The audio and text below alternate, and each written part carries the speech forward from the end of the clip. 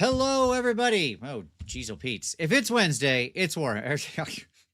If it's Wednesday, it's Warhammer. And that must mean it's time for another episode of Warhammer Weekly here on Christmas Eve.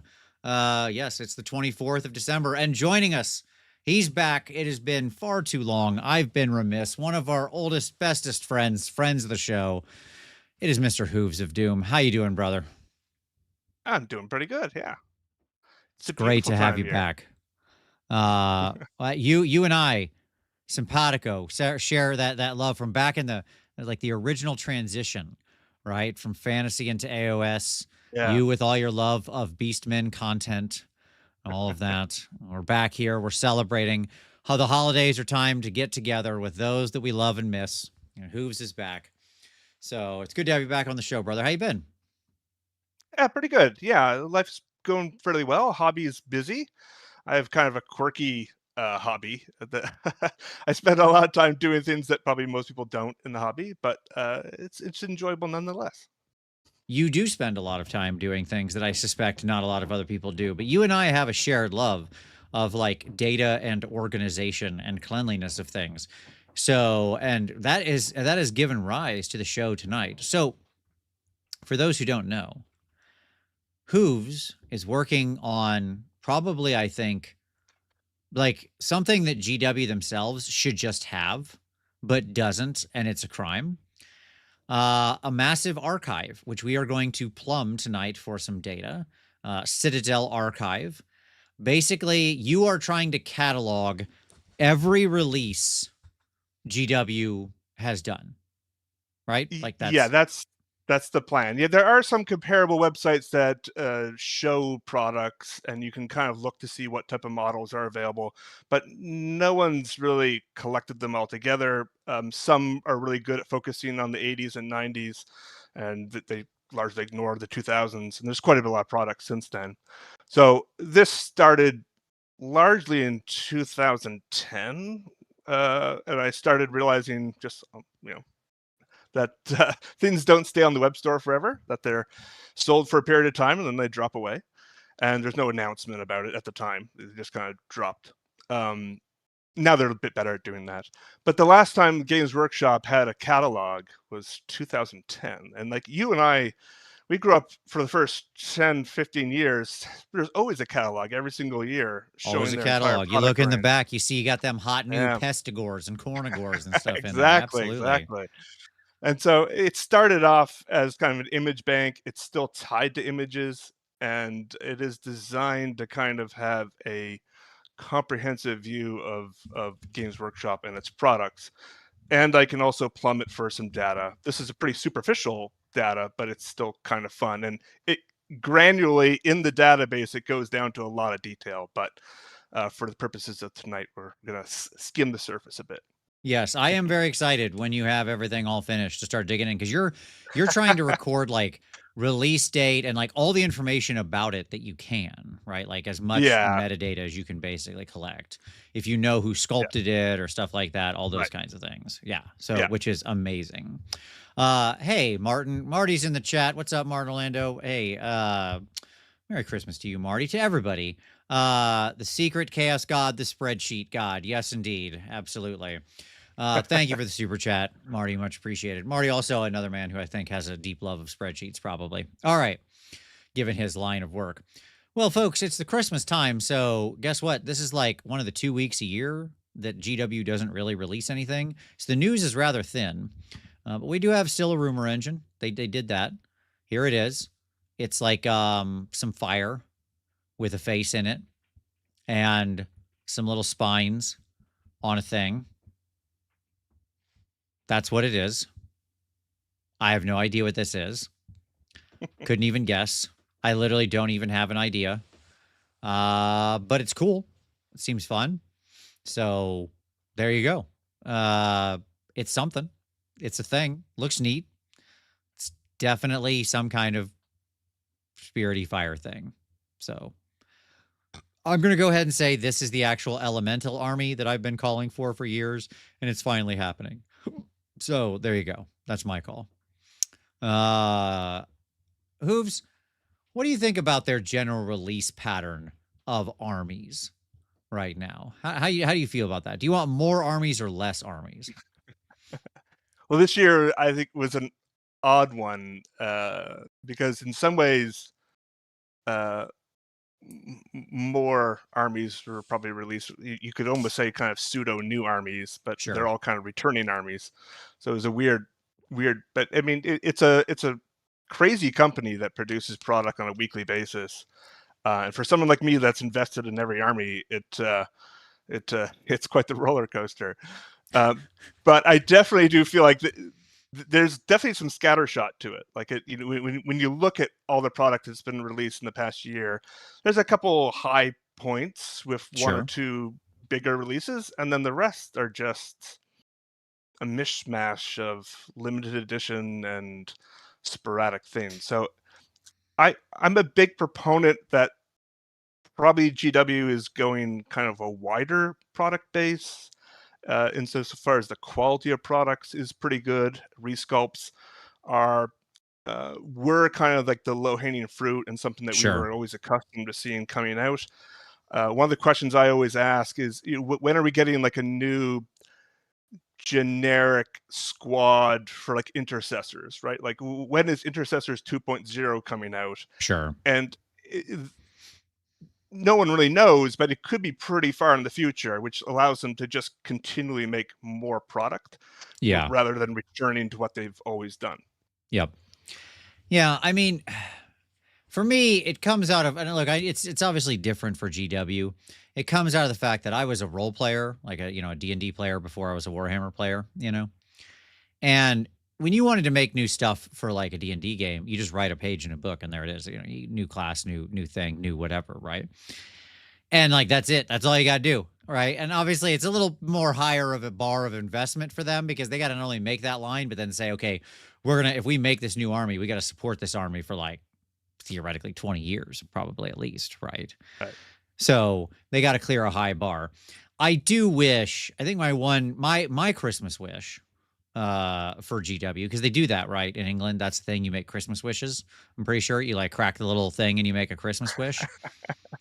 I think that's a distinctly It is, yeah, it English is. tradition. Um, my Christmas wish is that that whatever armies they release next, can we get a little weird with it? All right, I'd like to get weird with it. The Hellsmiths were obviously wonderful. I wasn't expecting to like them, and now here I am, as we're going to talk about painting the army. Happily so. Love it. Love playing it. Love painting it. It's an A+. But boy, I wish they'd come out with something that's just like truly Age of Sigmarified, like just weird. Right. I think Yeah. KO were the last time we got something that was really, I was like, whoa, okay, we're in a whole new world here. Right. And, Yeah. whatever. All right. Other new stuff. We're up to like the 24th day of Grotmas. Obviously, there's only one day to go, the day itself, right? Whatever they have set to go up. And your boy is very likely coming in home because I don't think on Christmas they're going to share an AoS thing. That's just my guess. Okay. But who knows? They could. But I guess there would be 8 days dedicated to Age of Sigmar, to the Age of Sigmar universe. Well, since last week's show when we had 6, we've gotten 2 more short stories. And that's been our AoS content. Current count 24 days in, 8. So, suck it, Tom. You lose. Even if another one happens tomorrow, I still win by standard Price is Right rules. So there you go. But yeah, there was like a Nighthaunt story and like a Nurgle story. Fine. Okay. We're all sitting in anticipation of Nurgle. Hooves, are you excited about the return of like the official Pestigore and the new, Beastman champion, like, shaman and stuff like that? Is that enough Beastmen for you in Age of Sigmar with what Nurgle's getting there? How you feel about that? Your boy is getting folded in to be like a small ancillary part of a larger army. Yeah, it's definitely not too unexpected, but also unfortunate. Just obviously, the Beast of Chaos leaving. I think how they left was pretty jarring to me. Sure. And it seemingly was connected to Old World and kind of this inability to ever have cross compatibility between the two. But it's nice to see them come back out. I don't really know what to really say. I don't quite know how deep it will go. It's nice to see them, I guess. I agree. I think they should go farther. I think they should just take the Beastmen and sprinkle them across all 4 armies in more significant ways. Like, or let's call it 5, okay? Which we've done to some degree. We've got Zangor. That's like some Zinchi gore. Obviously, we've got the little Slangor guys as well, right? And now we've got our Pestigors and our Shaman.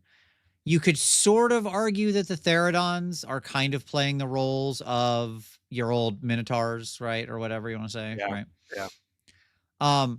I'd love to see like more of that, I guess is what I'd say. Like take the entire range, kind of like put the Dragon Ogres somewhere. Like who's appropriate for that, right? Like I don't know, probably just give them to I'm gonna say Khorne. I think that'd be cool. I think that'd be a neat thing in Khorne. They seem angry. That was their Right. whole. They're like angry all the time. So, they're always getting struck by lightning and stuff. That's annoying. Who likes that? That's never fun. So, anyways, like there you go. I would like to see, like I my point is I'd love to see them still kind of sneak the range back in, just spreading it out over all the Chaos Forces. That sucks because then you can't play a combined army. But if all those figs exist, Hooves, somebody else is going to come in at some point and be like, hey, we've got all these beastmen across all these armies. What if we made like a Legion of the First Prince style army and brought it all together? Boom, beastmen are back. You see, I'm playing a long game here, right? Yeah, I mean So that's definitely how I definitely play a kind of a long game with how I view models and rules because if you're in this hobby long enough, everything that's bad becomes good, and everything that's good becomes bad, right. and it's just So yeah, I would never close the door on them returning in some matter. Oh, exactly. Yeah, I mean, look, if Chaos Dwarves came back, there we go, right? I mean, I treat Warhammer armies like the stock market, like it's a long-term thing. You don't watch it day to day, right? Like, no, that's meant to be an investment that matures in like 30 years. It's like a T-bill or Right. something, It's like a treasury bond. Okay. Cool. All right. Well, let's head on over to our next segment here. By the way, thank you, Marty, for the super chat. I do really appreciate it. Everybody, don't forget as we transition here, hit like, hit subscribe, hit those buttons, click things, make dings. It's Christmas Eve after all. Celebrate. And if you want to super chat and throw some money at the show, hey, well, consider that a Christmas gift and be very thankful. All right. So, let's talk about some pick of the week. Hooves, what would you like to share with everybody? What do you want to put on everybody's radar here? Well, to my shame, I haven't watched a whole lot of hobby content recently, so I'm going to plug myself. That's fine. I hopefully will be making some content soon, and probably along the same lines as we'll be discussing tonight. So if you wanted to check out my little channel, you definitely can. It's pretty esoteric. I used to talk about like Warhammer language and the history of or the influence of history on Warhammer and things like this. And much of the past couple of years have been devoted to working on this other project, which hopefully is coming to some semblance of completion. But yeah, I mean, if anything, I think what we've got tonight really shows that, right? Like, so yeah, we're gonna look at some data from Citadel Archive. So yes, absolutely. There you go. Nice. Okay, cool. Very good. All right. For mine, I want to point everybody to our good friend who was on last week, 2 weeks ago, Paul, to Radio Free Hammer Hall, who went and somehow magically, I guess, just like something happened, it fell off the back of a truck. I don't know. But he got his hands on, the Nurgle stuff, and he did a little review on his channel. So if you haven't seen the Nurgle Battle Tome, you can go check it out there. Now, I can't comment on it right now for reasons. But I thought, Paul has a deep love of Nurgle, and so he managed to go through the book. So there you go. Go check that out. I can hear my dog barking upstairs telling my wife that she wants to go out, which is great, by the way. This is the best new thing. My dog, my little puppy, has figured out that if she goes to the door and paws at it and barks, we will open the door and take her out. And now she's she still has an accident here or there, but this last week or so, she's been pretty good, and that means things are a lot happier. That's a great Christmas present for me. Less pee on the floor is a good thing around my house. Let me just say that. So there you go. Okay.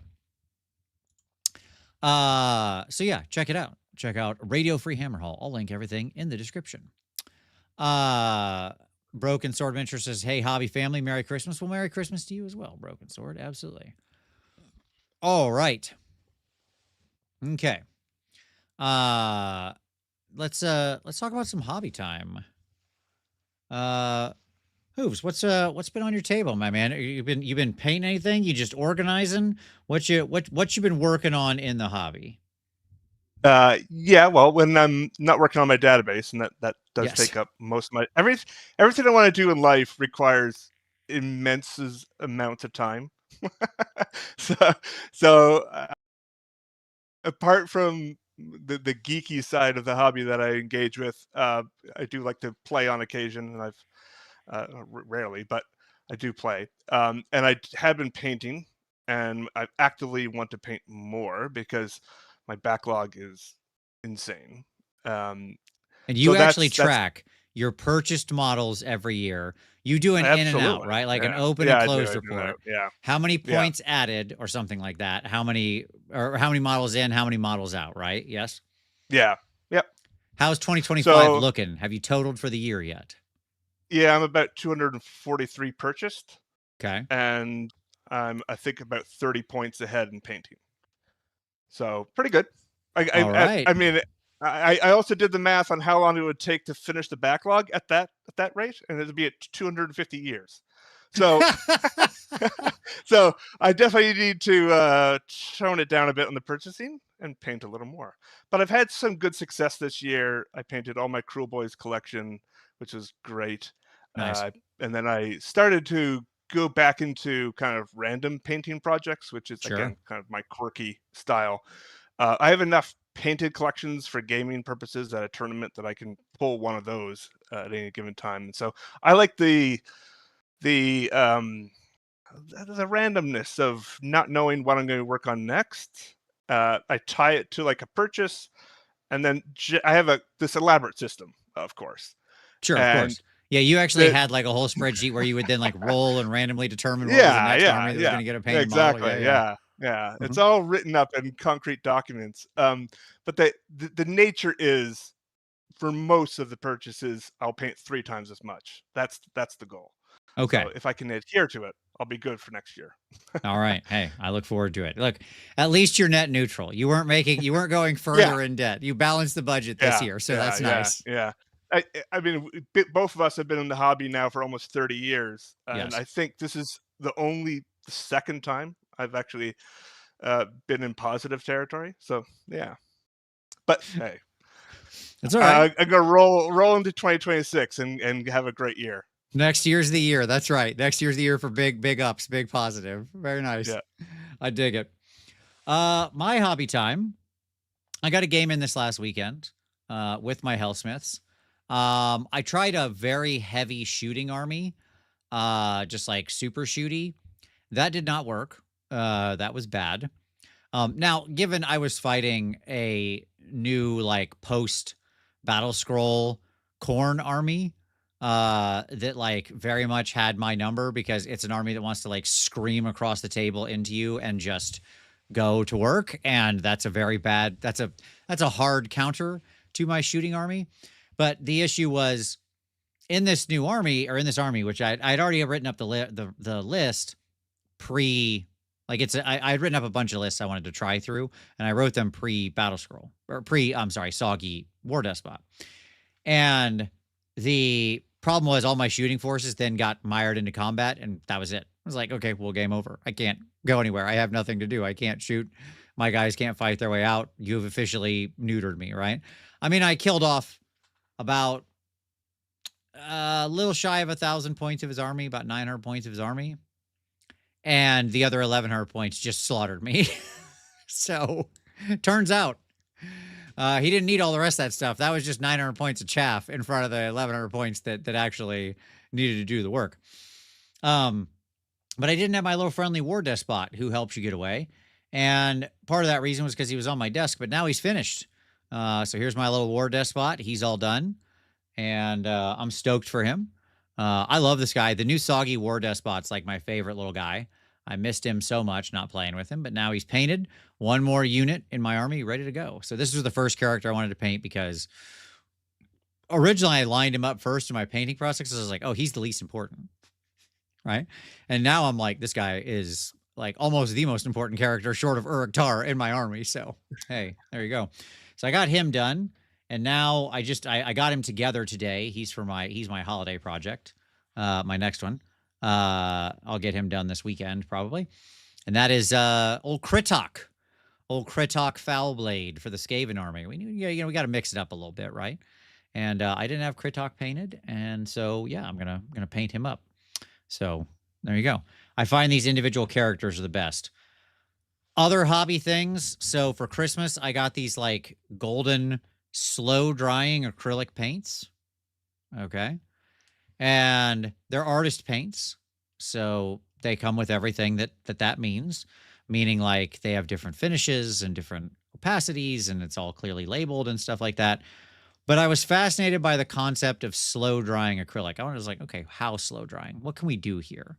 How much is this going to act like an oil paint? So I've been wanting to play with these for a while. Someone was nice enough to get them for me for Christmas. So I've also been playing with those. And I'll say, initial tests, I'm interested. We'll see. Okay. And then I also got some new, I don't know if these things are public yet. They sent them to me. I don't know if I'm supposed to talk about them yet or not. I don't know. I'm just going to talk about them. Whatever. There's a couple more John Blanche sets coming from Army Painter, and I got both those. I haven't even gotten to open them yet.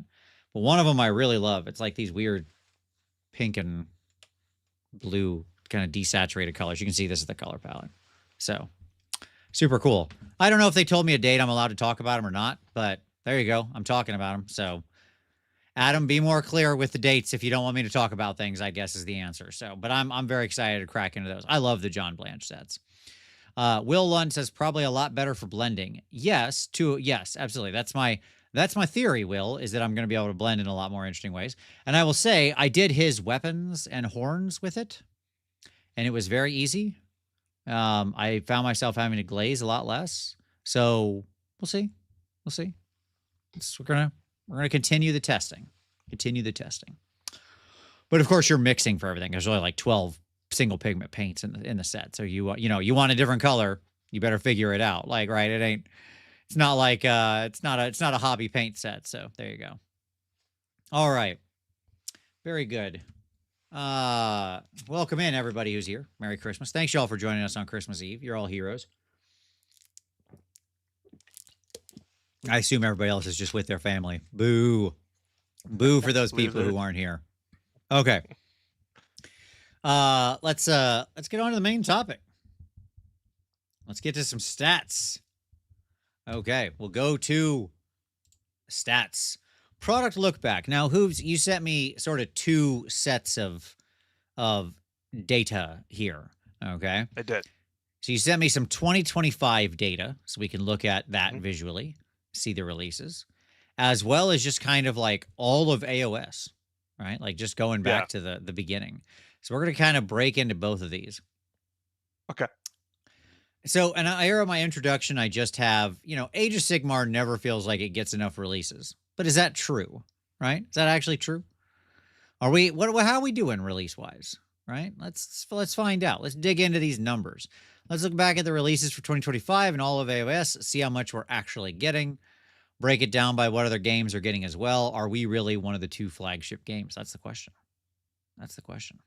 Okay. Is AoS, in fact, one of the two flagship games? How much less than 40K do we actually get?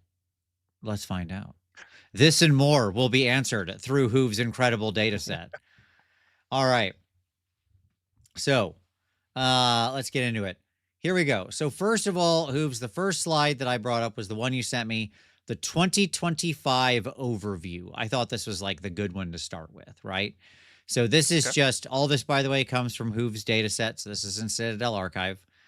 And Hooves, I see here, total products, 287. Yep. right? And so our red area of the pie is 40K with 81 releases, and then AOS right behind in the blue triangle at 71. Only 10 less releases this year. That surprised me. That surprised Not me. bad, right?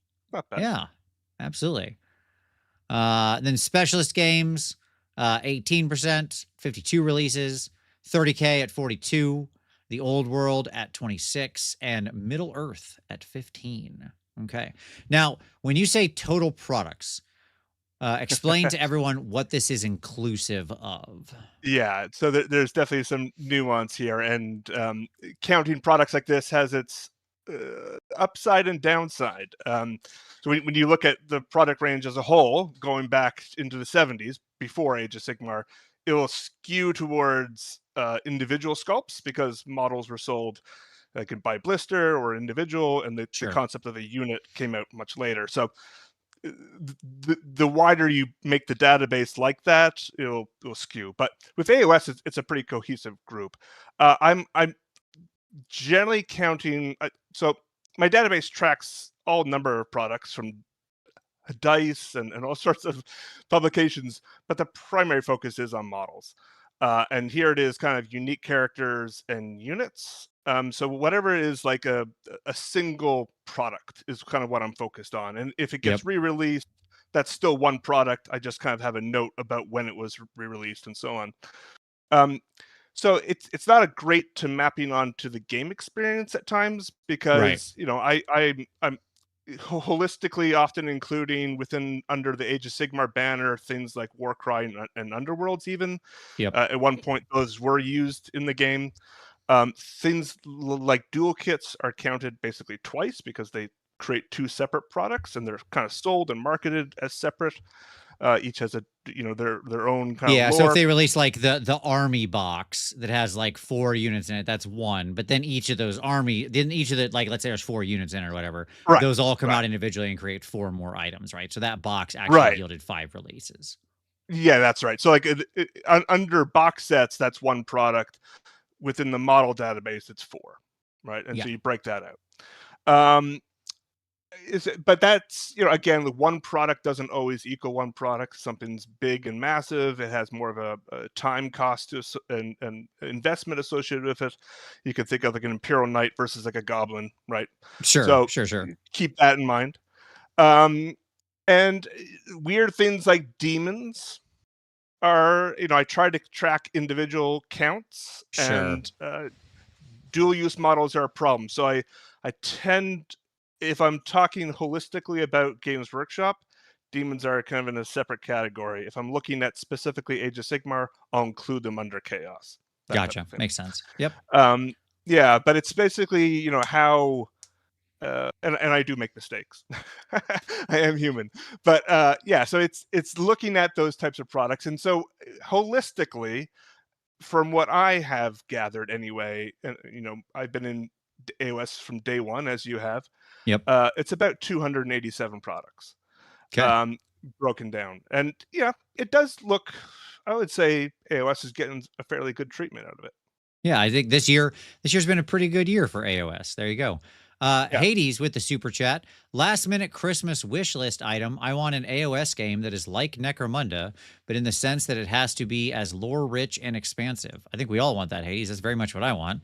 I mean, isn't the answer there just like a new Mordheim? But like it couldn't be Mordheim because there's no Mordheim in AOS. So just like, but do that kind of thing.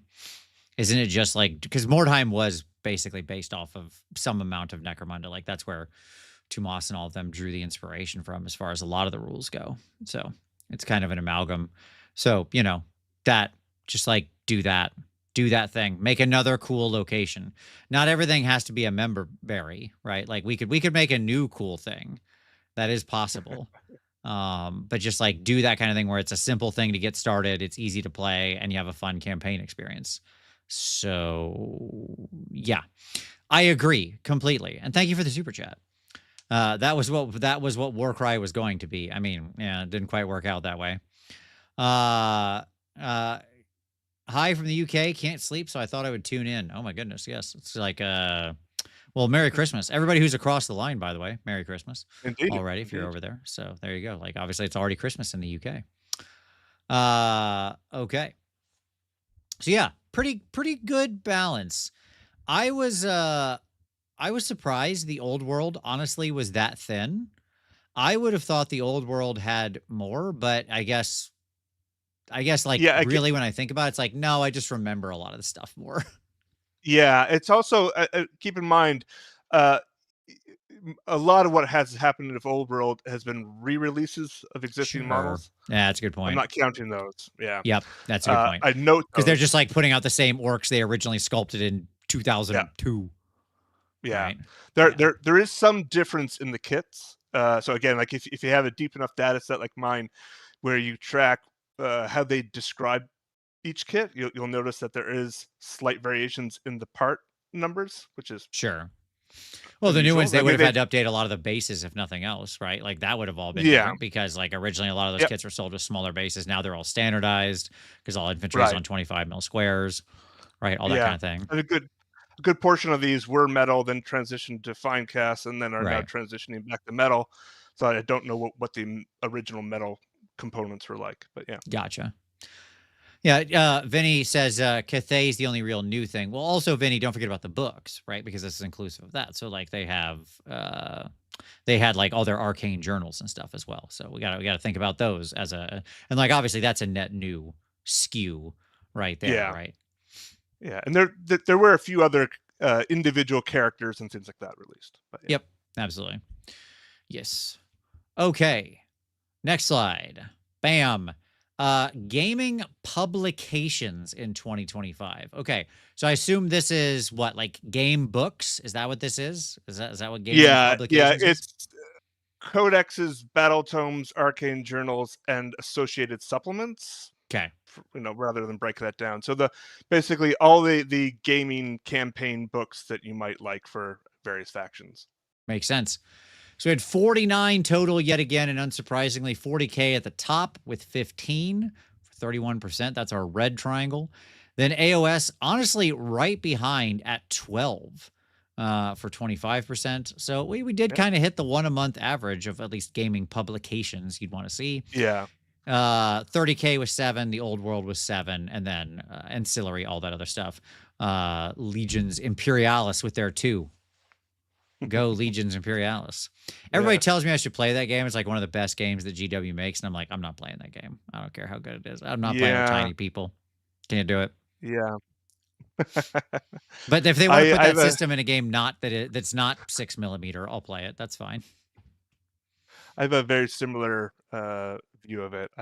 It's cool, but I thought what was cool about Epic in the past was things you could put on the table that you wouldn't be able to put on the regular tabletop, Sure. and rather than just miniature versions.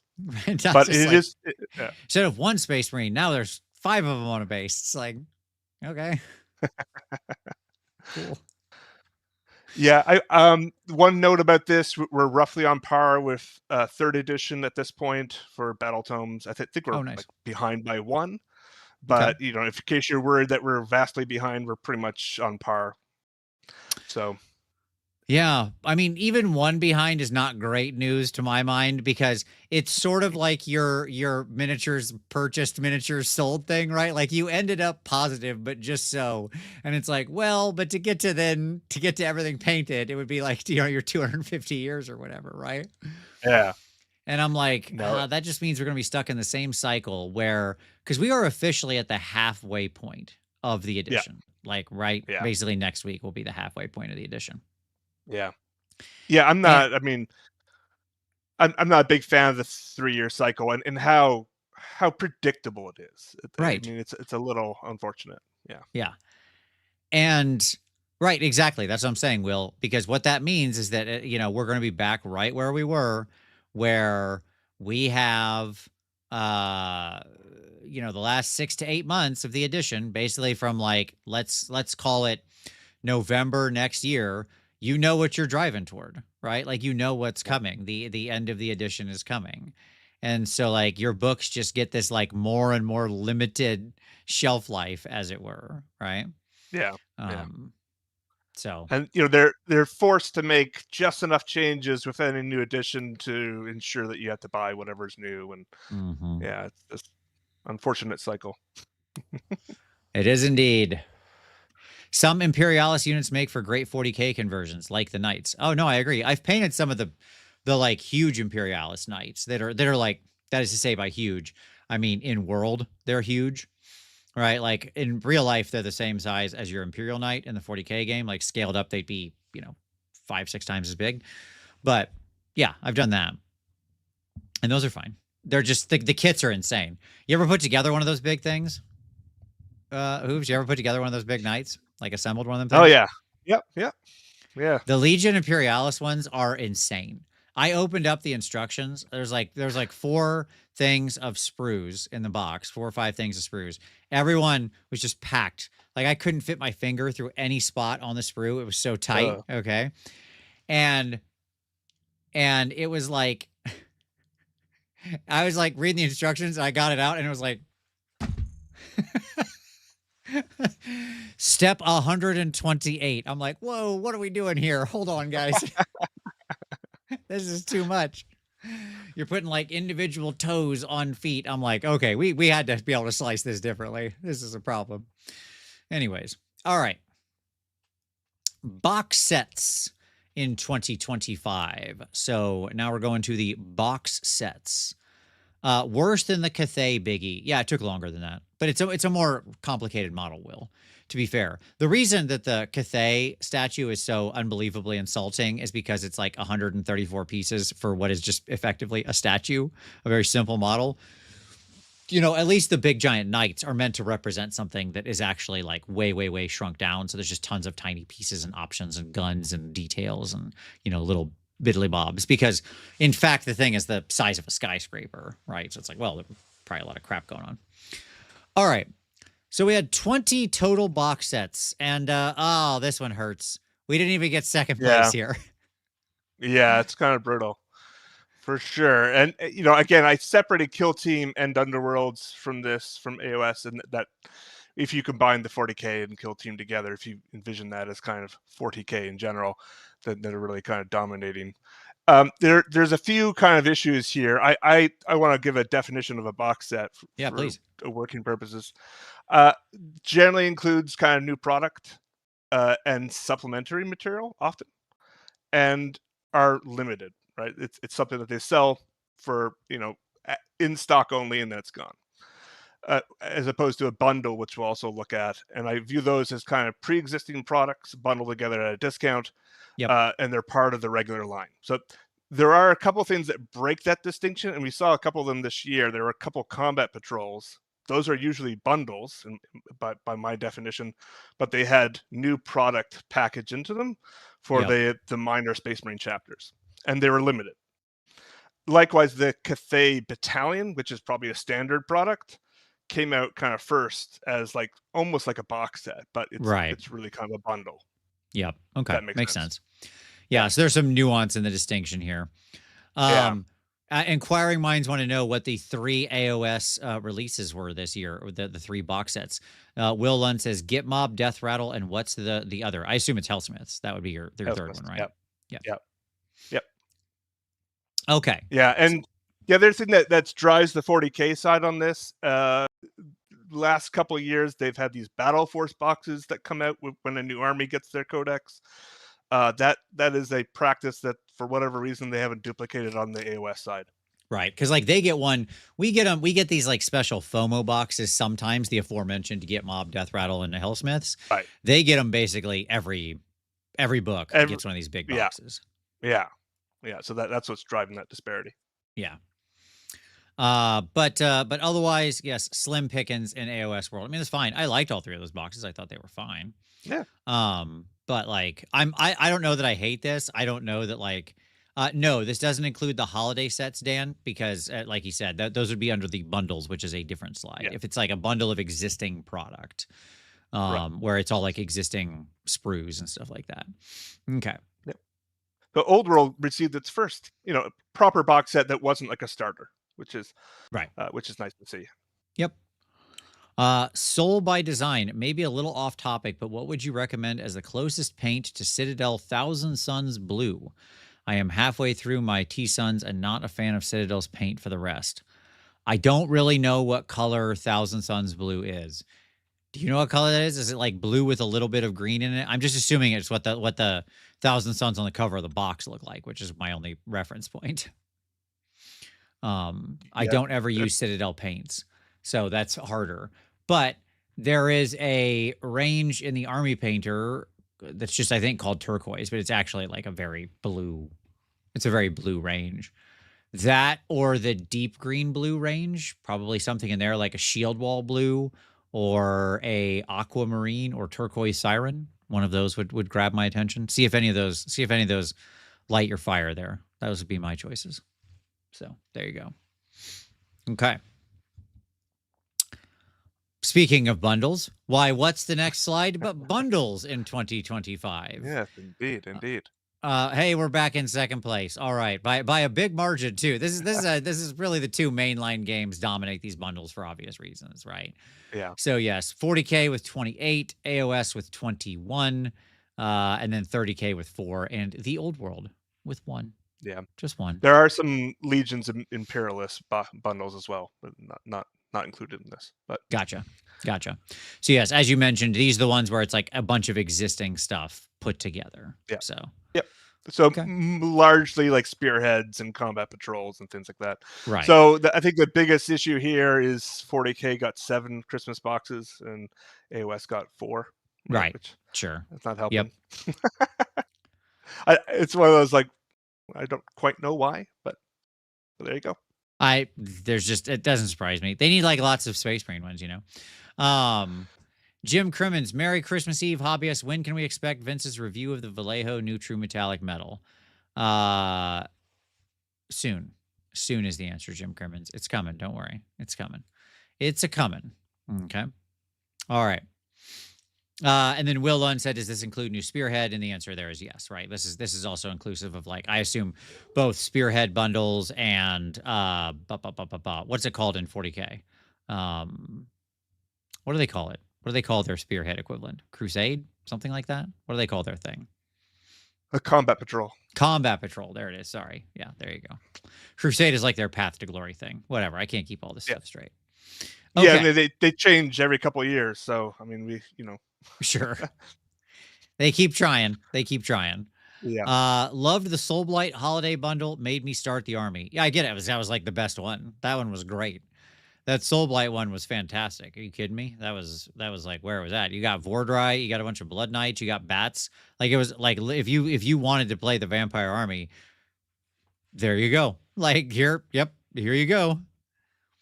There it is. Okay. So there we are. All right. AOS in 2025. Now we've zoomed in. We're zooming in just into the AOS section. So the AOS, Age of Sigmar in 2025. That's right, folks. Now you too can get angry that your army didn't get enough stuff. Here we go. Okay. So total products 71. Chaos dominating with 27 products. Order coming in with 19. Death with 14, and Destruction, which I do appreciate. Thank you for the verisimilitude, by the way, of putting Destruction in green. I don't know if you intentionally did that or if it just luck worked out that way. But either way, I suspect it was just luck, but I'm glad that the universe aligned. So there you go. So yeah. I mean, there you go. Like, it was a good year. If it was Chaos, you're eating well. I assume Chaos went up because of all the Hellsmiths releases, right? Like that was probably what pushed that up. Yeah, the other thing is the release of Darkwater. Again, those are hard to kind of classify. I generally view them as unique products. So Megakin got quite a few there. Sure. Yeah, it makes sense. Yep. But in general, there's more order than chaos, I think, in the overall. So yeah. It's yeah. When we go to the history of AOS, it'll be slightly different. Yes, absolutely. Let's see. There's just a discussion about Somebody said because 40K is 10 times more popular than AoS, that's why they get more boxes. I mean, it's certainly more popular. I don't honestly know. I mean, none of us know what the actual revenue split in house is anymore. Yeah. The sort of like rumor at the time that they killed fantasy was that fantasy had at that point in time become basically less than 10% of their overall revenue. And like if that's Yeah. true, I don't know if that's true. That was just the like little rumor that was circulating around. But if that was true, then my god, did they make the right decision by killing the game? Like that was insane. If that's really where they got to with that. Um I've seen everything. I've seen a bunch of estimates, like people trying to reverse estimate exactly what AOS is versus what 40K is worth. And it's hard because like 40K can probably like when they sell off some rights to secret level to make a 40K animated thing, right? When they're selling digital rights, is that counted in 40K's revenue, right? You know what I mean? Or like the new Henry Cavill 40K show, like who gets that, right? Um, so like it's a bit complicated. You mentioned like all the box sets that tend to release, like what does that do with the thing, right? Um, so it's tough to say. But now with AOS out, the numbers I've heard are generally that like AOS is now revenue wise worth something like anywhere from like 30 to 45% of the overall revenue between the two of them. I don't tend to believe the high number. I would probably believe the low number, given that there's a lot of other things. Something like 25 to 30 would make sense of their overall revenue picture because that would mean 40K writ large, like including kill team and stuff, is probably 50, 55. And then, other stuff is the rest. But if you're just talking about the game lines, obviously once you figure in paints and selling digital rights and all of that, all these things just shrink down, right? So, okay. So I think what this says though, this one right here is yeah, we need more destruction releases. I think that's it. That's what this says. Right? These stats say GW continues to hate destruction. So that's just a fact now. That's a fact now. And yeah, and they're terrible people because they don't like destruction. The undoubtedly and like just the best armies. So there you go. Okay.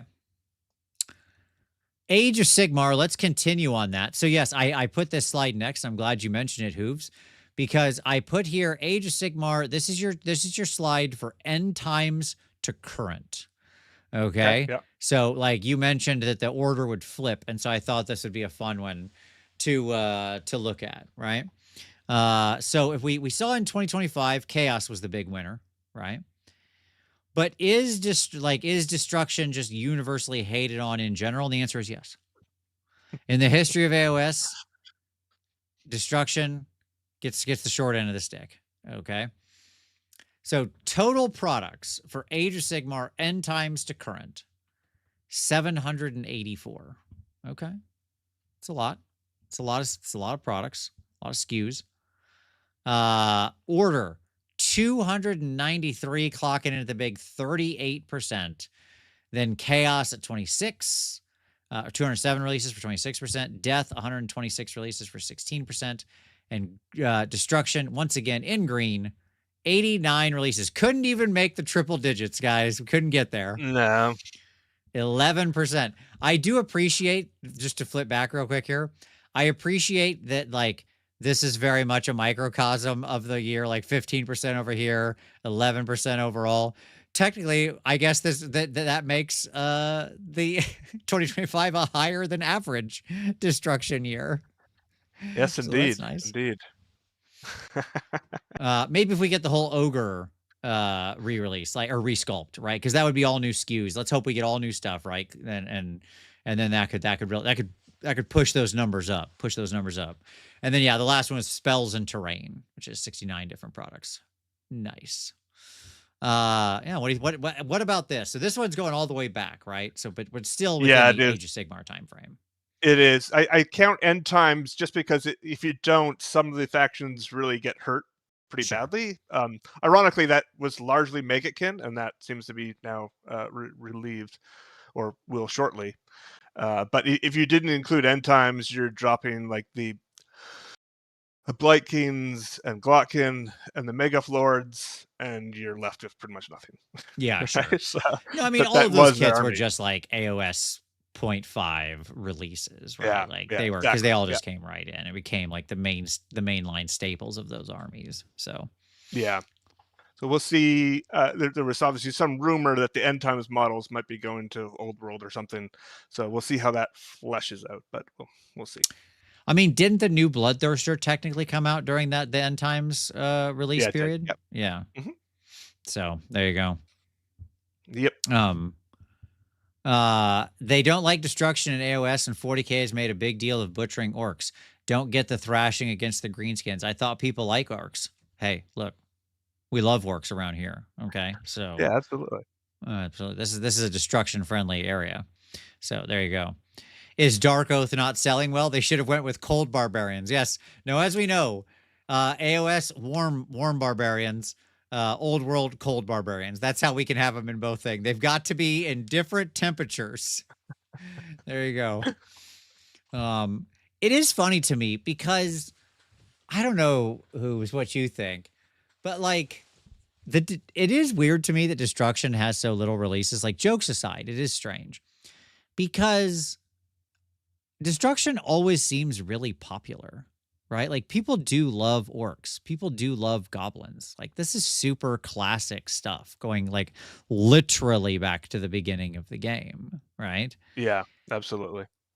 And so it's just so weird to me that they get so little support. Cause like I go to events and there's a lot of people that play those Destruction armies. You'd think, I don't know, it feels like maybe they're not selling to their market as well as they could. I don't know. Yeah, Who you could knows? be right. I'm not entirely sure why. From a narrative perspective, I think they try to focus on, quote, kind of the good guys, which are often problematic in Warhammer. But Sure. AOS is definitely clearer. So that's, as you'll see, the Stormcast Eternals get immense amount of support. Um, but it is often at the expense of other factions. Right. Yep. Yep. Shadling says OBR needs a second release wave. Yeah, definitely. I mean, there's a lot of armies that could use a second release wave. Yeah, That's for sure. yeah, I mean, because it's so hard to make new armies, that is a thing I wish they do. I really do think that where they've gone wrong is, and we've talked about this for a long time, but you get a book and the single hero on foot. Some of these armies have just become so bloated with different yeah, weird, foot heroes that it's so problematic because there's just like, okay, crap, crap, crap, crap. The one good one, there it is. Okay, great, right? yeah. So Yeah, unfortunately. I mean, it's just the easiest thing for them to kind of produce in the, you know, sure. you know, obviously they're putting their focus into the larger releases. So when it comes to the fact that they have to release this book and they have to give them something, but it's often not enough to kind of make a lot of people happy. Yeah, I think they're But actively making the book worse usually by including just some random new foot hero. Like, I my particular feeling is if you can't it's what your mom used to tell you, like if you can't say anything nice, don't say anything at all, right? Like if you right, can't release something good, just release the book. I don't need the foot hero, right, right? Either give me a new actual unit that could have play in the game and could be something I collect, or just don't bother. Like, how much is that actually adding revenue? It just seems crazy to me, right? Like if they put out a yeah, unit that was good, that's so much more revenue potential because people might buy 1, 2, 4 boxes of the thing, right? If it's yeah, like a really interesting unit. Whereas like that character, if you give a crap, and usually you don't, you buy one, right? yeah, yeah. Yeah. I think that hits maybe harder on the AOS side than the 40k side. Right. Because I think it was one of the charts I thought was kind of most jarring is when we get to the novels, because it's just there's definitely a different market going on for both of the communities, and I think that 40k side is kind of more into kind of collectibles than probably the AOS side, and so that those single sculpt models probably don't sell as well on the AOS side, if I had to guess. 100%. Yeah, Um, like we don't have the equivalent of the like Space Marine lieutenant or whatever, right? right, Like right, that's, yeah. right. which is kind of what they're trying to do.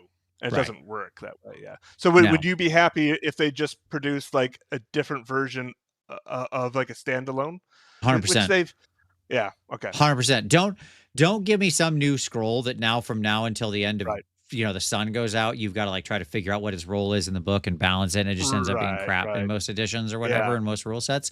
No, just give me like here's a cool new, you know, war despot or whatever, right? Here's a cool different gray seer.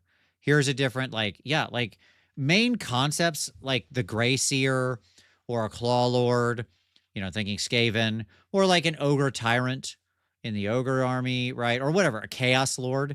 You could do chaos lords until the sun comes home, right? As far as like Right. variant sculpts go and have them look awesome. That kind of thing is what I'd want to see, right? Yeah. Fair So enough. Yeah. if you got to sculpt something, that. So Right. there you go. All right, let's keep going. Next up, oh yes, here's our little breakdown, our AoS faction breakdown. Oh, yeah. So, this one is I they're not labeled, but you can take us through kind of what the story is here. So again, this is the same thing. This is the AoS factions, but it's N times to current, so same total products, same N, right? Because it's 784 products. There have been 28 factions effectively. Mhm. Which ironically, the mean is 28 products, Yeah. but the Got it right. median is 22. That's because somebody is screwing up the average. We have one particular army that lives in Extremistan. For those who are a fan of Nassim Nicholas Taleb and understand and read Black Swan, you understand what Extremistan is, and like when you have one thing that screws up the average.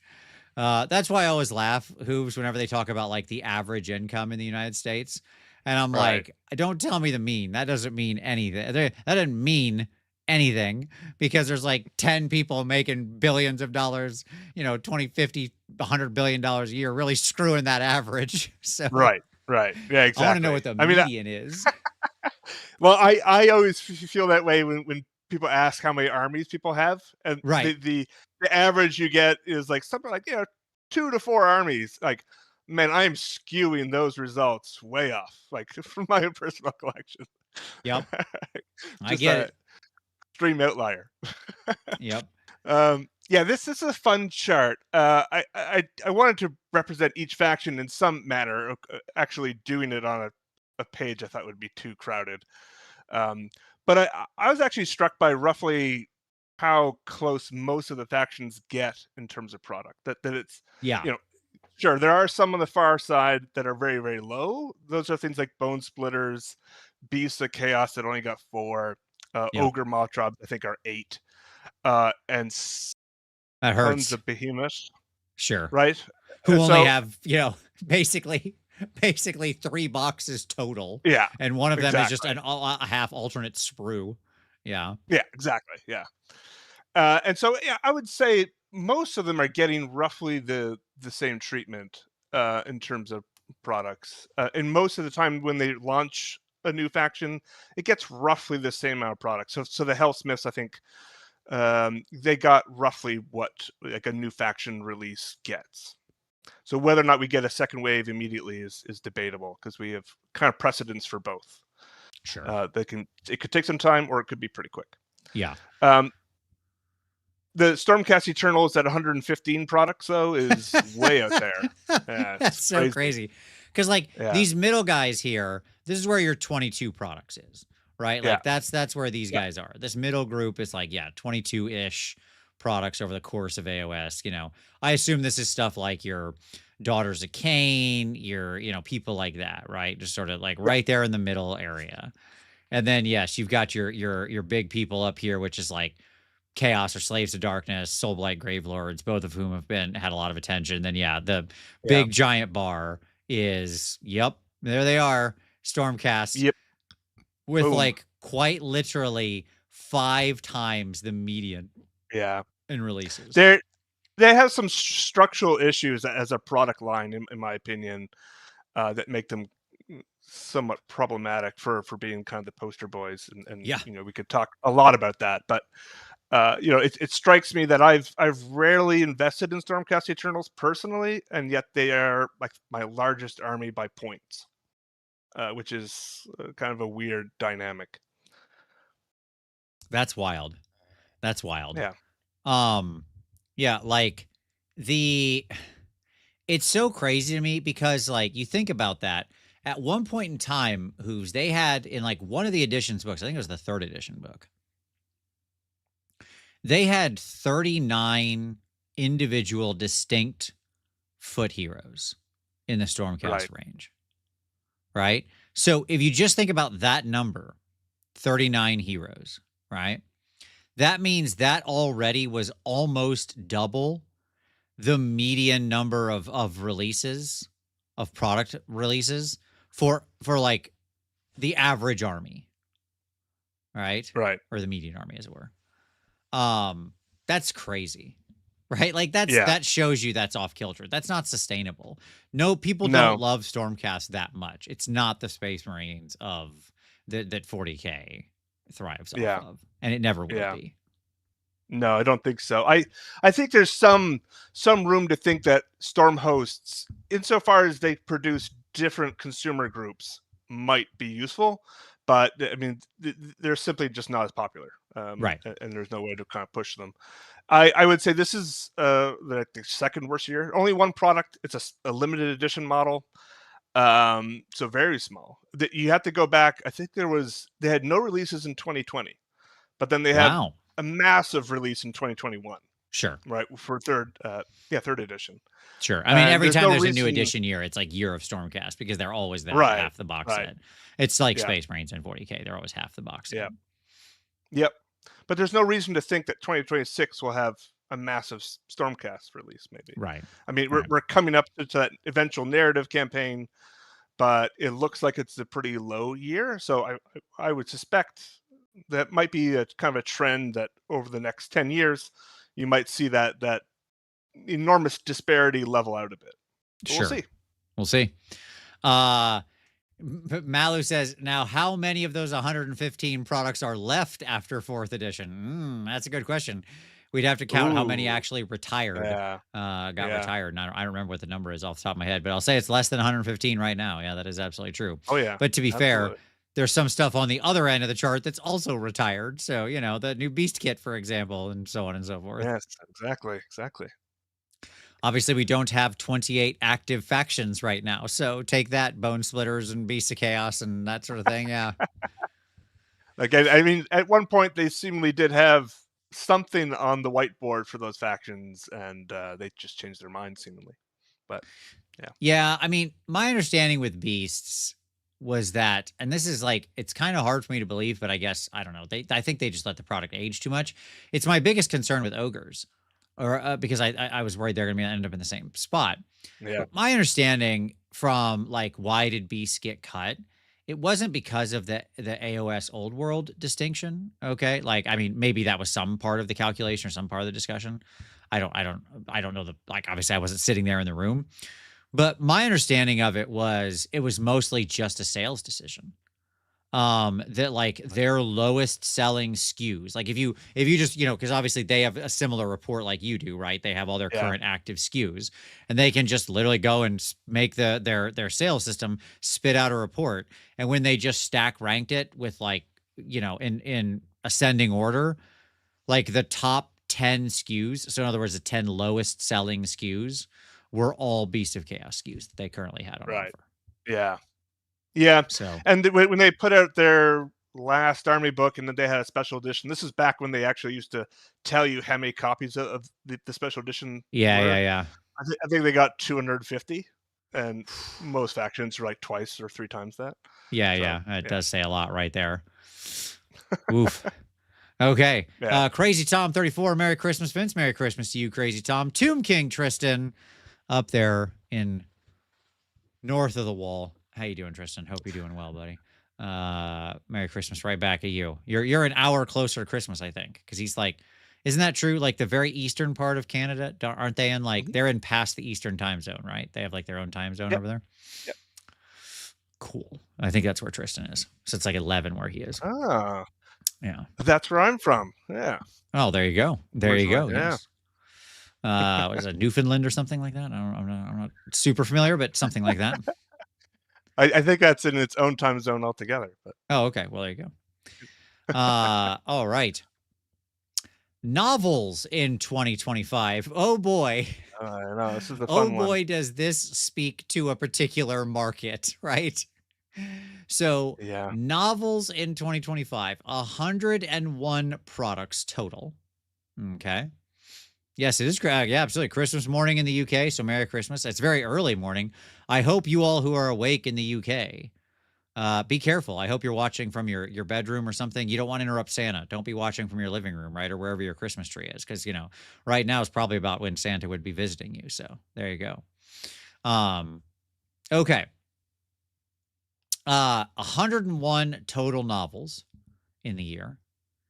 40K getting 75 of them. So basically 75% more or less, right? Yeah. AoS was 16, 30K, and the old world with 5 each. Now, is 30K, is that like a Horus Heresy novel? What's that?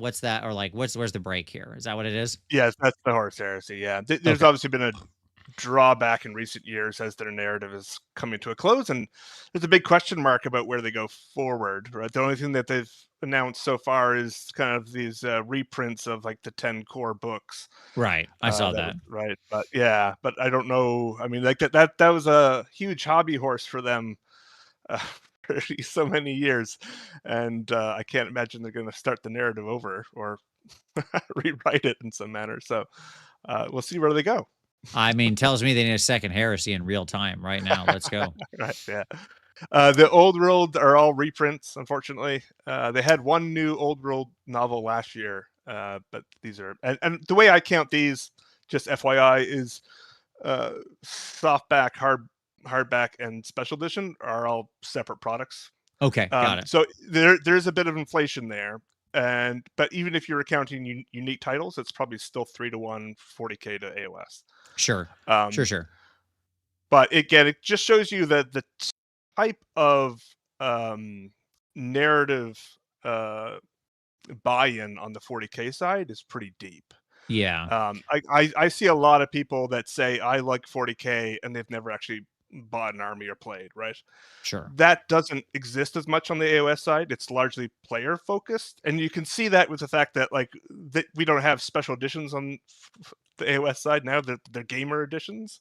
Right. And so there's this little thing where like the 40K players are just maybe they have deeper pockets, I don't know, but they're willing to spend a lot more money on limited edition, special edition books and things like that. So the biggest example here I think of, a year and a half later, the 4th edition limited edition rulebook is still available on the web store for like $170, Vince, if you're interested. Oh, wow. 180, Okay. I think. That's a Well, great let me deal. go get that right away. Absolutely. Late Christmas gift. There's good reason why no one's buying it, but it also just shows you that I think the 40K one would sell out relatively quickly. The AOSs. Now, I don't know how many they purchase or whatever. Yeah, maybe they had to buy them comparable numbers, but it just strikes me that there's not as much buy-in on that side from the AOS community. It's funny because you mentioned obviously we're not talking novels, but you mentioned like the Beast of Chaos like special edition codex, right? And then it was our battle tome or whatever.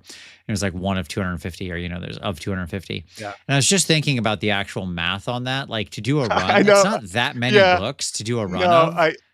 Yeah, right? I always, every time I see a special edition like that, it would even back then when it was coming out, I was like, really? Like, this is a billion-dollar company that's like nickel and diming on like this? Yeah, like 250 books is a small number of books to order. That is a very small number of books to have printed. Yeah, that would actually be like a really high printing cost because you're not benefiting from any economics of scale at that print, right? No, I'm like.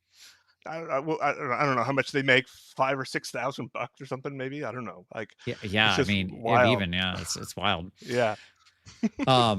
Like it would not shock me if they were paying, like, let's say they sell that special edition codex for like, I don't know, what do they sell the special edition battle tomes for now? I haven't bought one of those in forever because I never bought those other than I bought the Slanesh ones whenever they came out back in the day.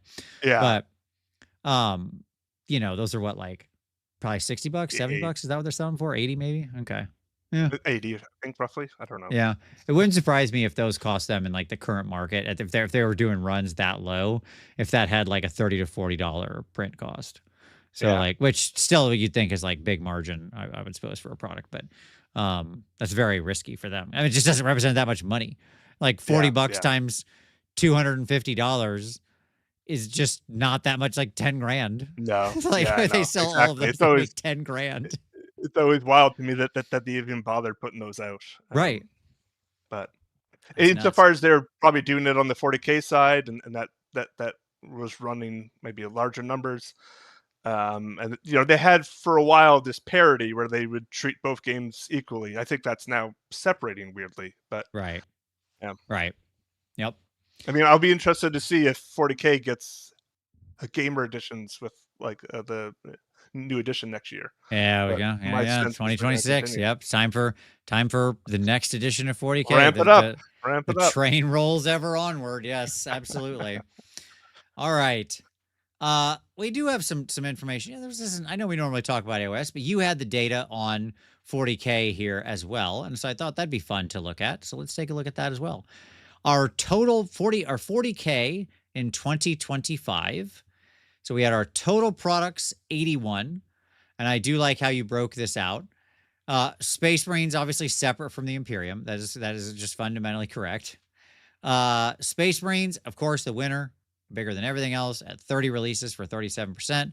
Xenos at 25, Chaos for 13, the Imperium at 11. I mean, obviously Space Marines are part of that world, but blah blah blah. Yeah. Non-Space Marine Imperium at 11, and then Terrain with just 2 releases. So Yeah. there you go. The terrain's really taken a back step. There's only 2 releases this year, nothing for AoS. Everything's locked behind Kill Team and Warcry, and of course Sure. we haven't had any Warcry releases this year. So it's a weird disparity. I'm not entirely sure why they've taken a step back, or seemingly have taken a step back from terrain. I have a guess. Would you like to know my guess? Yeah, go for it. I have a few ideas too, but Yeah, sure. I'd like to hear yours. Okay, so my guess is back in the pandemic, they had a lot of supply chain shocks of stuff coming from China. Okay. And obviously, when you get any normal box, right? Here's my Bull Centaur box that I just put together last week or whatever. Right? You look at this box right there, made in the UK, right? Because all these are made in the factory in Nottingham. But if you look at a terrain box, it does not say that, right? No. The terrain boxes were made in China. I'm pretty sure most of the terrain is still produced in China. And I thought that was like, I think basically during the pandemic, they were like, oh crap, this is a major supply shock. All our costs are going way up. Everything's way delayed. We got to like scale back our plans around terrain. And then probably just over time, that has been a move that they've made. And so they're just kind of like looking to rehome some of where that terrain is made, make less of it in general. You know what I mean? Like that kind of thing. So they're less exposed in that regard. Right. Yeah. So that's my only theory. like once.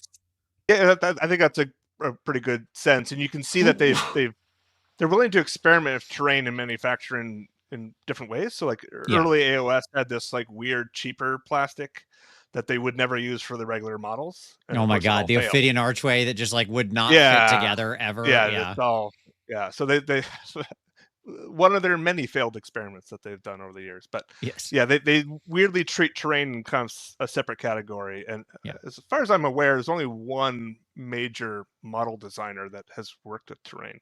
So I don't know if he's just focused on Kill Team or what have you. But yeah, could be. Justin has a good point as well. He said, I imagine really cheap 3D printed terrain also made an impact. Yeah, probably because they can't.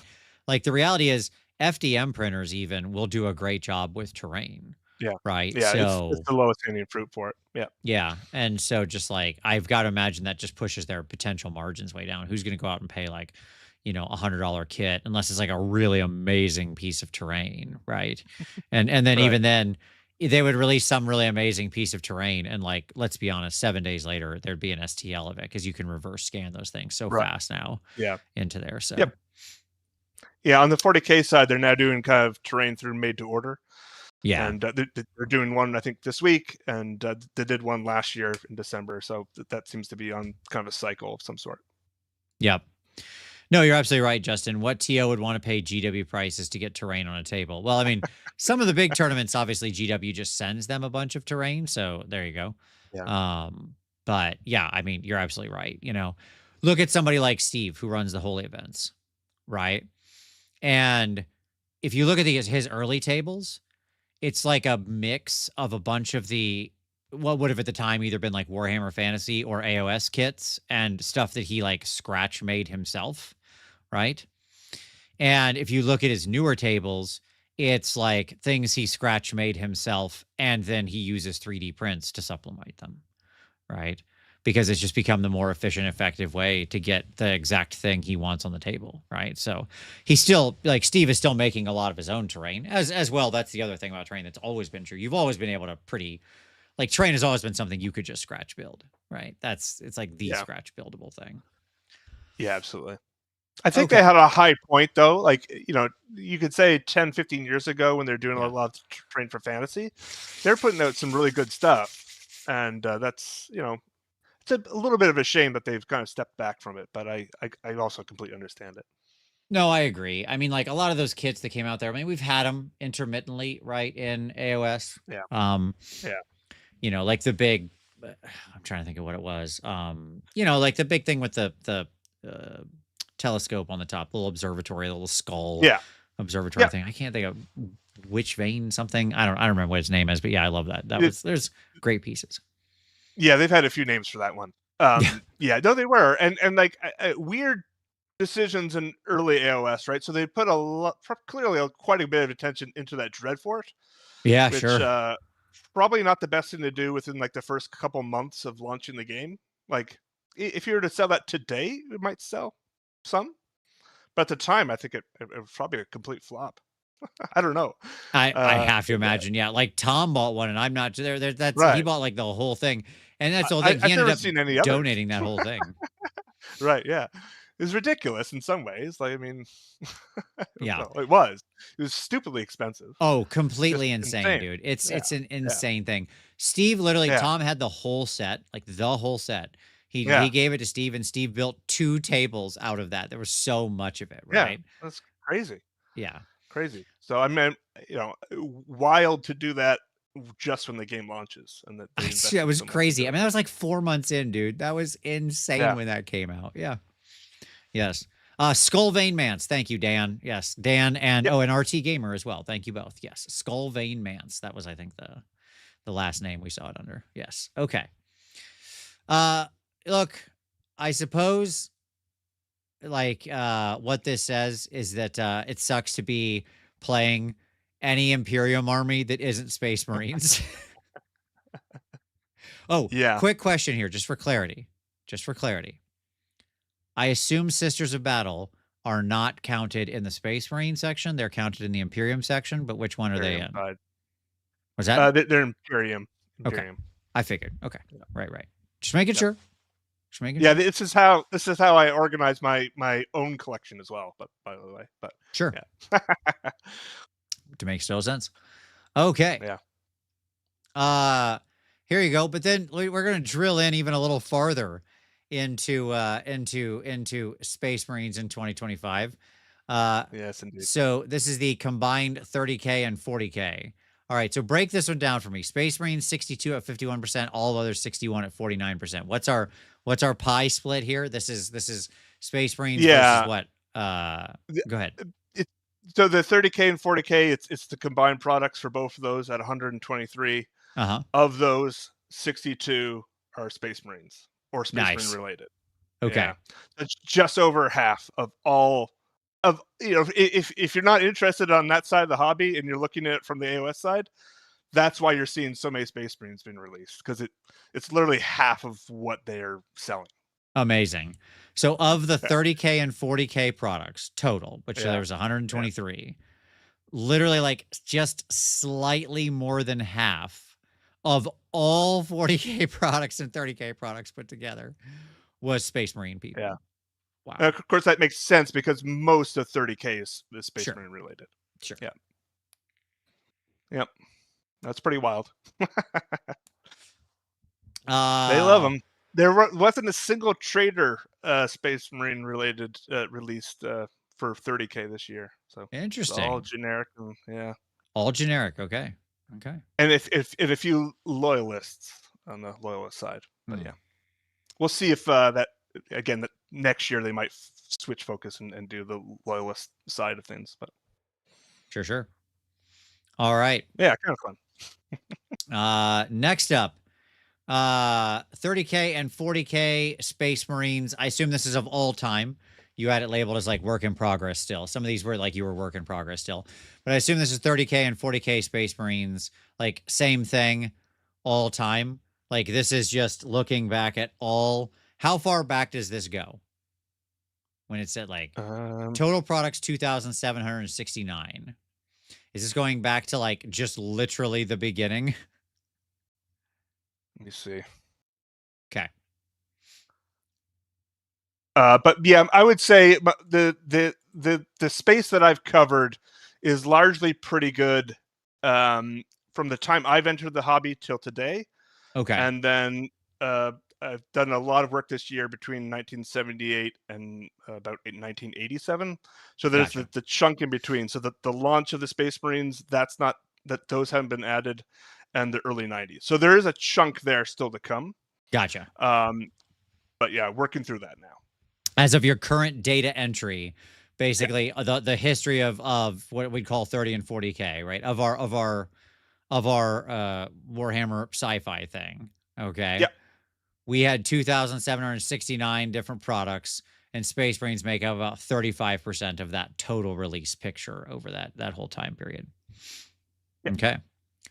I wonder what that will look like once you get those other years in there, because boy, did they hit like a meteor, obviously in those. Yeah, other they years, do. so. Yeah, there's a lot of product there for sure.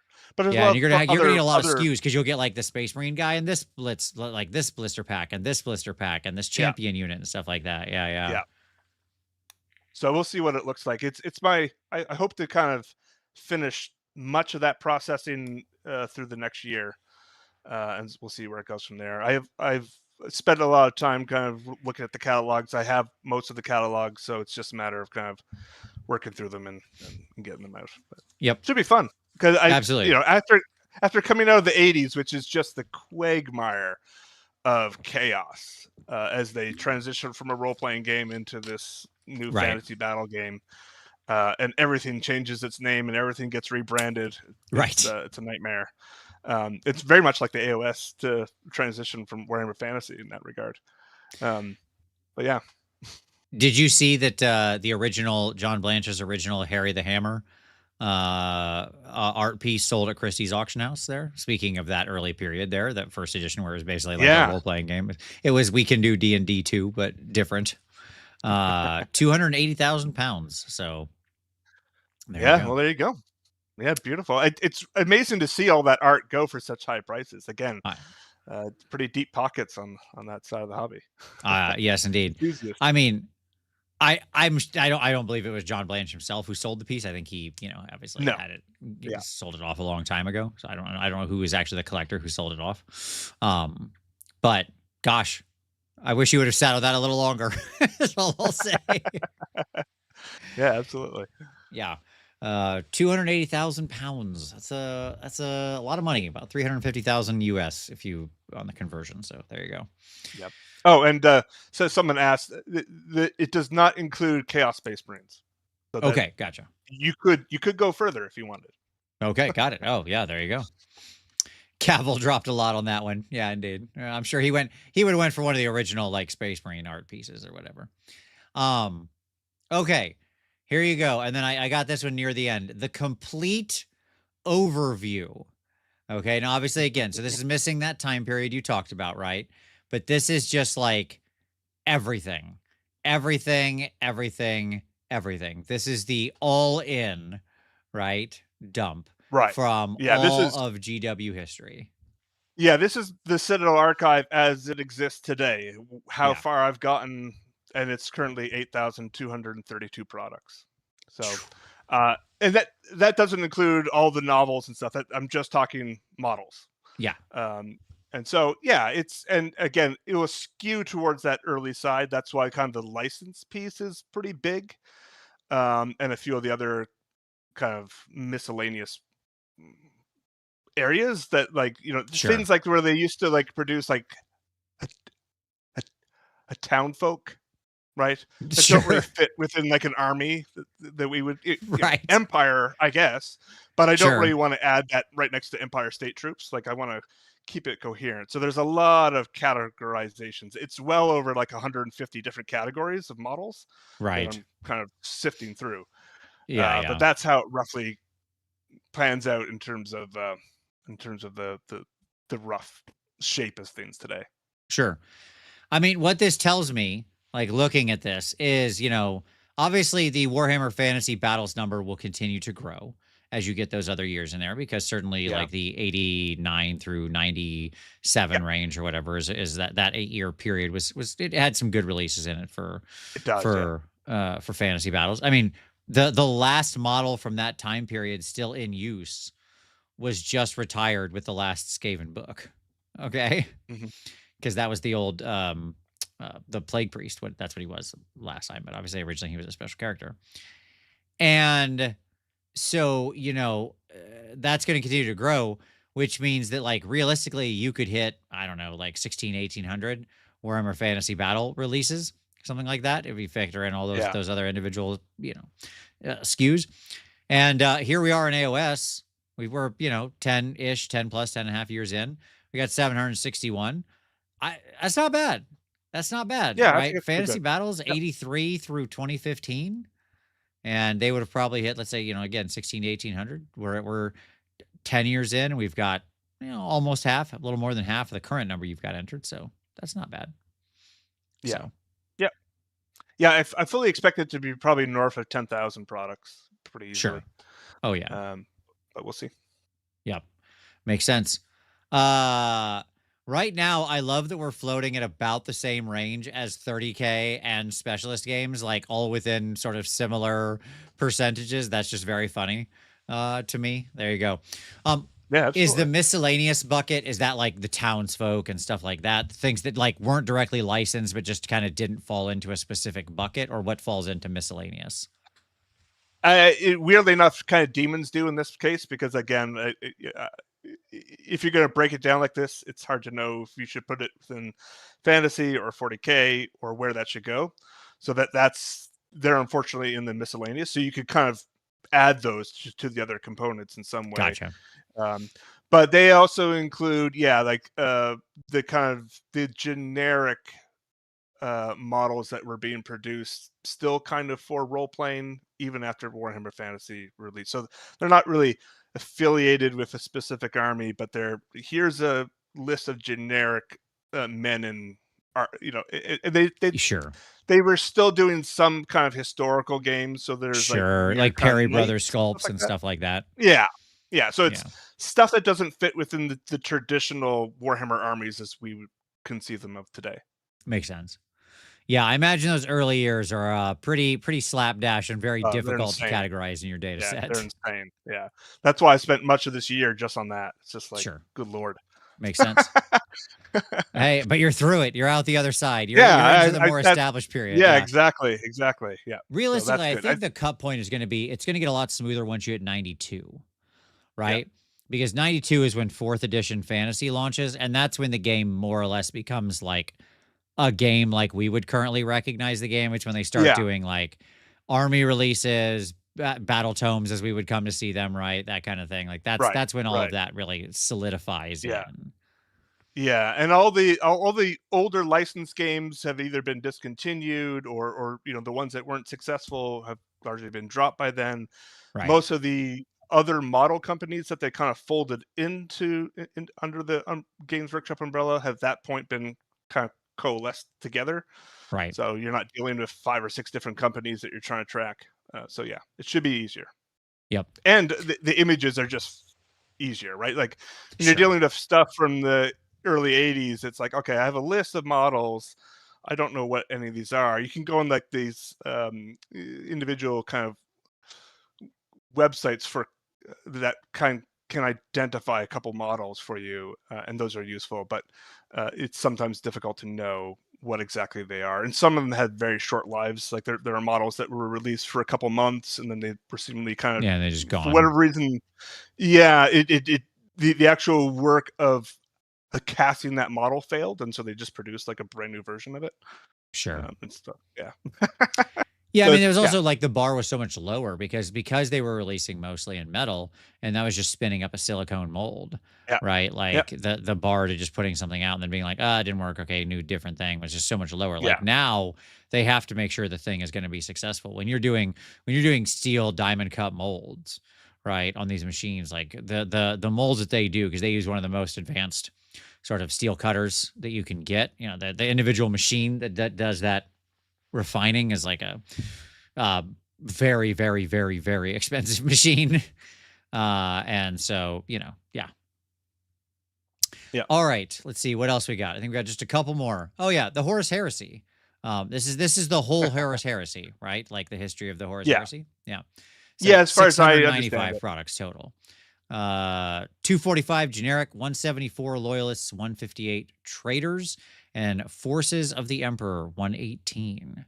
Okay. Okay. So there you go. I thought that was Pretty neat. good kind of even split. Yeah. Yeah, Of yeah. course, 2/3 of those are Space Marines, but, Sure. you know, it Sure. is what it is.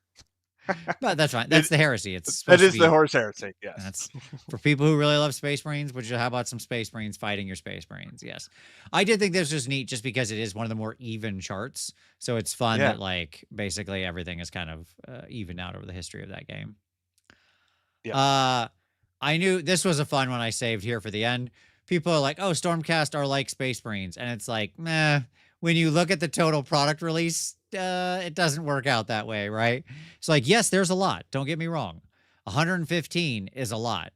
But now that we've gone through, because that's what we saw earlier, right? By faction, we saw those 115 is what Space Marines have gotten.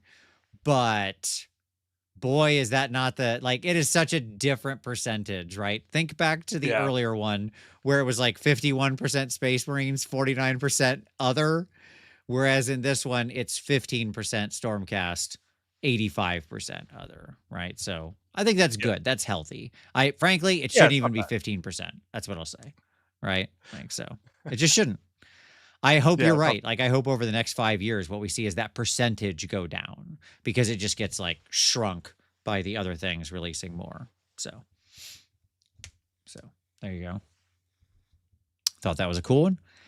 And then lastly, the Warhammer 40,000 entire history thing, like the whole history of Warhammer 40K, 2,074 products so far in your database. Obviously, that still has to grow. Is that still WIP? But this surprised me. The current winner yeah, of total products in your thing is the Xenos writ large, more than the Space Marines. Now, again, we just said we're missing a time period there where they dropped a lot of Space Marines in. So, like, we fully expect that once you have the database updated with those 90s, I think they'll catch up. I imagine you'll end up pretty even with yeah. Xenos. But there you go. And, Xenos is many different armies, combined, but, Space Marines are too, ironically, so. Yeah, sure. It's true. It's true. Imperium jumps way up as well. Poor Chaos falls down to Yeah. the low person on the total poll when looked at the whole history.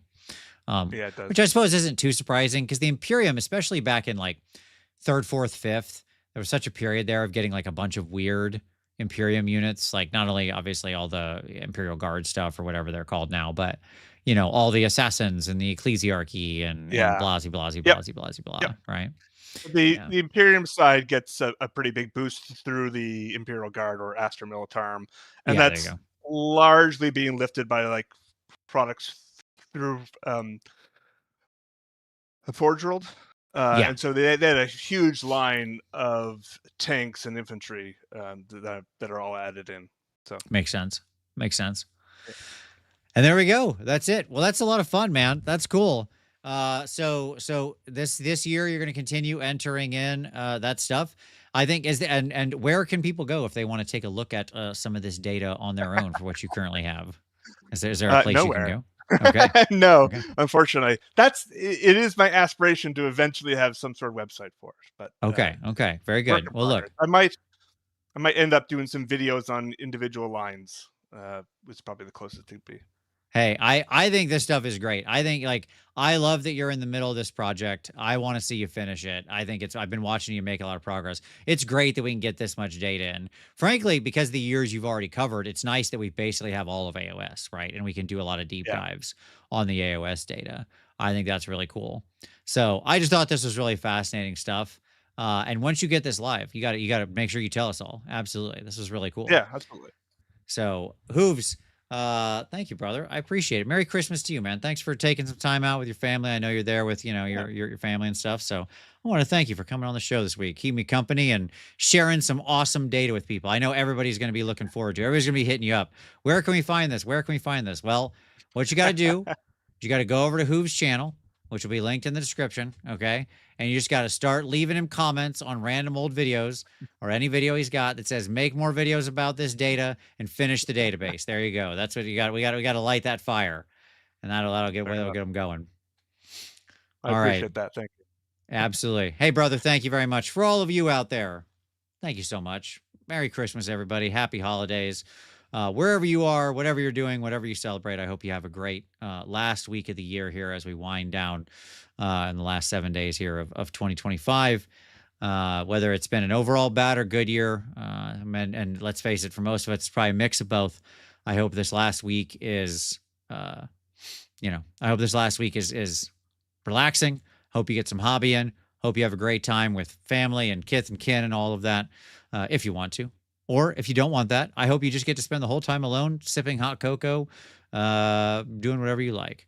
So, at any rate, thank you so much for watching. Really appreciate it, everybody. Hooves, thank you again, brother. Really, really thanks. Appreciate it. For all of you out there, thank you so much for watching. Thank you for commenting. Thank you for chatting. Don't forget to drop a comment down below. Hit like, hit subscribe, support the show. There's affiliate links down in the description. You can hit those up. You got hobby money. Look at that. Look at all this Christmas gifts you got. There's Christmas money. Maybe your weird uncle gave you some money. Why not spend that with an affiliate link down below? Let you save money and support the channel. What a deal. Check out the other podcasts, Fireball the Gazebo, I do with Ninja around role-playing games, and Snarlcast, my indie wargaming podcast I do with Uncle Adam, and of course, Patreon, merch store, blah, blah, blah, blah, blah. Hit us up. Get a late Christmas gift for yourself. But anyways, thank you so much for watching. We really appreciate it. As always, we'll see you next Wednesday. And do not forget to start rolling dice.